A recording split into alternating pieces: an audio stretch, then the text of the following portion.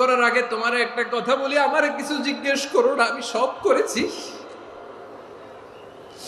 এমন কোন পাপ নাই যে পাপ আমারে দিয়ে হয় নাই। তোমার রহমত দিয়ে তুমি জান্নাতে পাঠাবা, তোমার দয়ায় জান্নাতে যেতে চাই, আমল দিয়ে না। পারবেন বলতে? কিয়ামতের দিন আমরা বলবো, আল্লাহ আমার আমল দিয়ে জান্নাত চাই না, আমি তোমার দয়া দিয়ে জান্নাত চাই। তোমার দয়া ছাড়া আমার কোনো উপায় নাই। লিল্লাহি তাকবীর। নারায়ে তাকবীর, নারায়ে তাকবীর। মিজানুর রহমান আদের সাহেবের আগমন পটুয়াখালীর পক্ষ থেকে। প্রিয় পটুয়াখালীবাসী, আপনারা কেমন আছেন সবাই?